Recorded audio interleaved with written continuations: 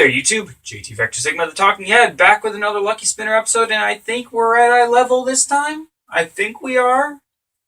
It looks about right. I'll see when I edit it. But I don't actually see any reason to delay spinning of the spinner, so we will get right into it. We'll come over here where it's still on TV show from last week, and we'll spin it. And... oh. Okay. Back to Steven Universe again. That's fine. That's okay. Like I said, nothing wrong with that. Plenty of characters and stuff to talk about in Steven Universe. So for this time, I'm going to be talking about not Peridot. This time I'm going to be talking about Amethyst. Now, all of the gems in Steven Universe have gone through changes. Garnet, obviously, not as much, because it's more just a reveal about her. Pearl has been shown to have complete character flaws in just about every way. But Amethyst is the one gem that I feel like has really grown throughout the series. We've seen her flaws, but we've also seen her work through those flaws. Now with Peridot, I went through every single appearance that she's had in the show. Obviously, I'm not going to do that with Amethyst because that's about 80 episodes since she's been pretty much every single episode. Instead, I'm going to go over episodes which focused a little bit more on Amethyst. The first such episode, I do believe, is Tiger Millionaire, in which Steven finds out Amethyst has joined Beach City's secret underground wrestling ring. I say secret because everyone in town goes to watch it. The only person we really didn't see there was Greg, which is kind of funny because that seems like something he'd be into. This one first really showed us that Amethyst is a little bit sensitive to criticism. I can identify with that a little bit.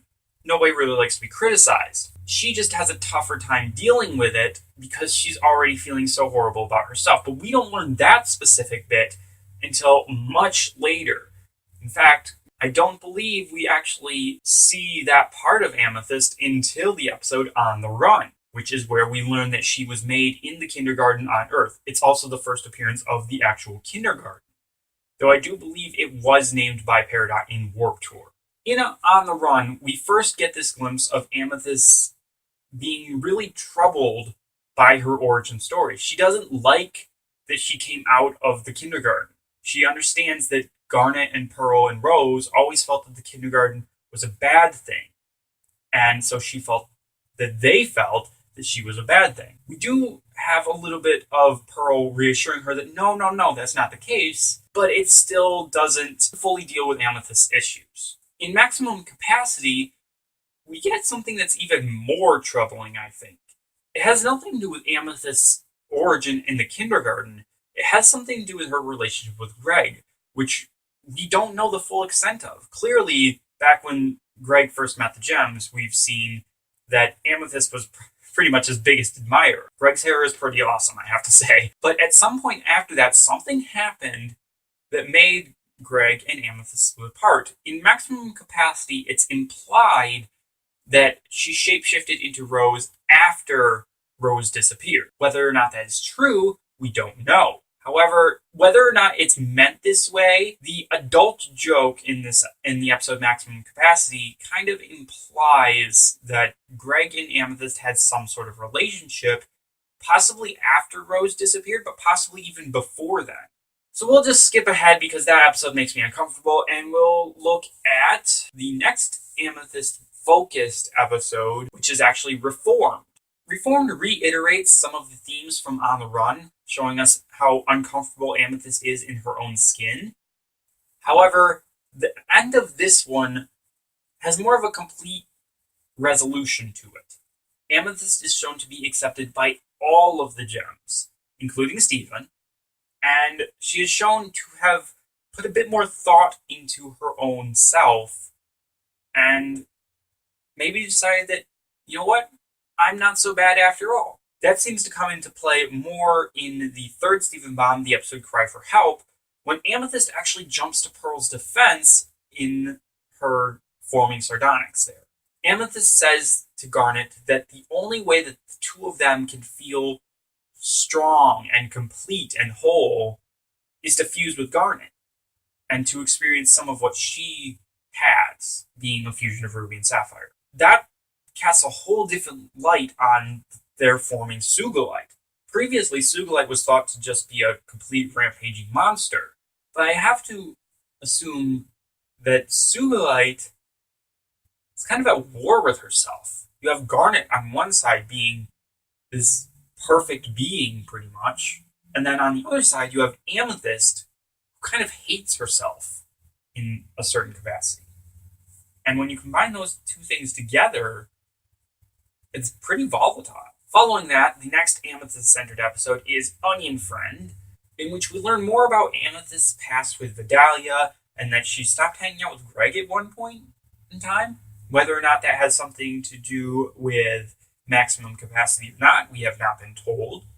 But it is interesting to see her and Vidalia being besties and just talking about all the hell they used to raise when they were younger. It was that part of the episode I actually liked.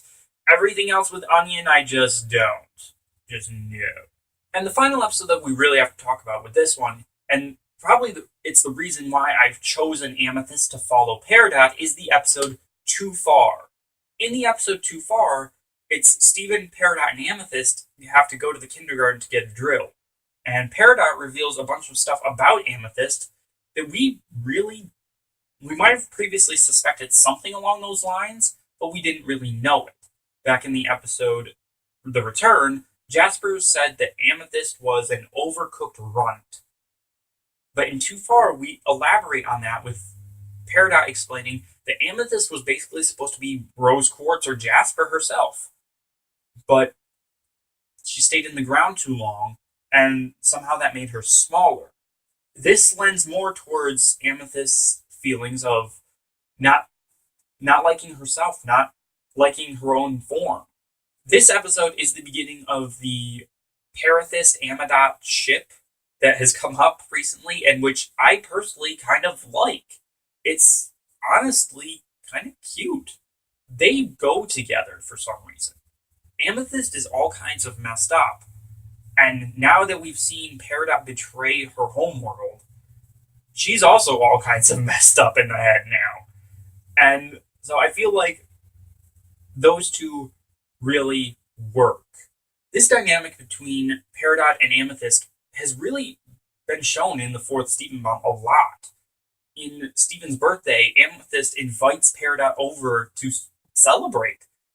Peridot declines in her own bratty way, but Amethyst doesn't seem to mind that. She understands.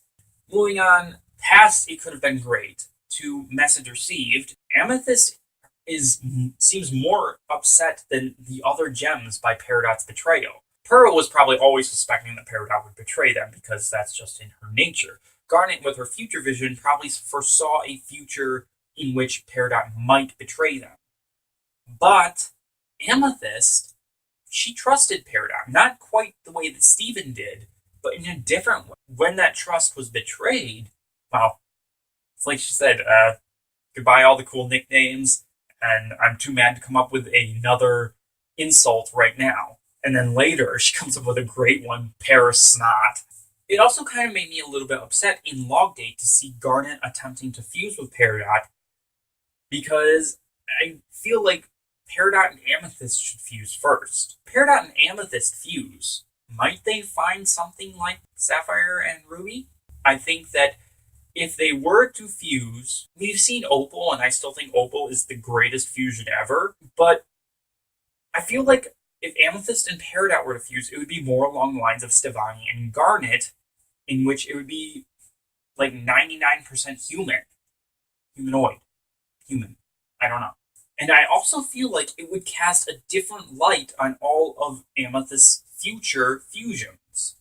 If she were to ever form Opal or Sugilite again, there would be something different. She wouldn't be craving that power that Garnet gave her as Sugilite anymore. She would have found something different with Peridot if they fused. We've definitely moved past the realm of what has happened into speculation as to what might happen. So along those lines, let's go back to maximum capacity and discuss the creepier stuff. In speculating what might happen or what might have happened between Greg and Amethyst, I kind of imagine that they came to each other in a sort of shared grief moment. Rose was gone. They had Steven, but they missed Rose. They both missed Rose, and they were kind of good friends. And in situations like that, things happen. They probably both did something they regretted. Then, after a while, Greg probably realized, holy crud, I have Steven to take care of. I can't be doing this. So he and Amethyst got in a little bit of a tiff.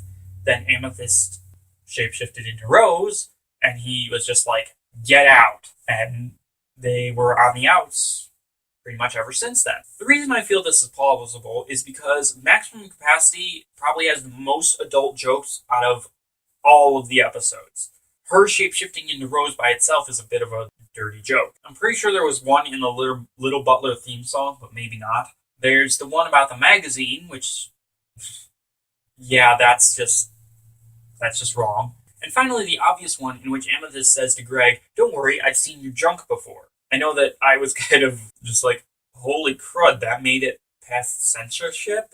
I mean, these are the same people who are freaking out about Ruby and Sapphire being in a relationship, and they're gonna go ahead and include that kind of stuff. Let's talk more generic. Where is Amethyst going to go from here? I feel like we have yet to see all that Amethyst is capable of and all that Amethyst has to offer. Quartzes are supposed to be very loyal soldiers. What about strategy? That's part of being a soldier, isn't it?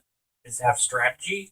And both Jasper and Rose Quartz seem more like commanders than foot soldiers. We saw that the Rubies were foot soldiers. I also feel like Amethyst is a lot smarter than she lets on. She understands so much more than she gives herself credit for. I feel like she actually does understand it. She just doesn't want people to be looking for her to answer, or looking to her for answers. She feels flawed, and therefore she doesn't feel ready to accept any kind of leadership role. It would be very cool if there was one episode in the future of Steven Universe at some point in which Amethyst did have to accept that leadership role. She had to accept herself and accept that role, and when she did that, she grew into her full-size Jasper Rose Quartz type form. I like that idea.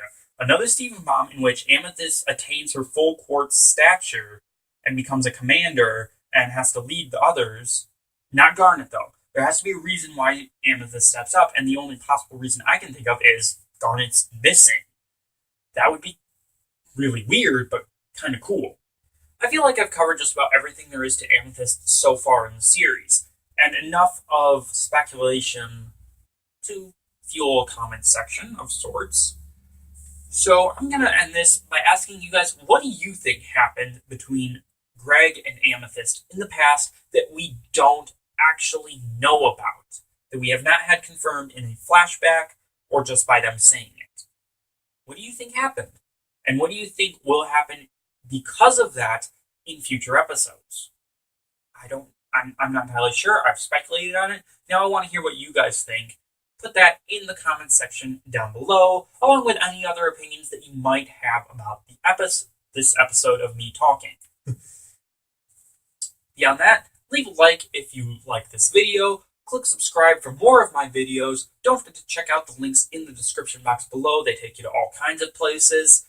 And I think that's about everything. So, I am JT Vector Sigma, the Talking Head. I keep talking, I keep squawking. All you guys have to do is keep watching. Until next time, bye.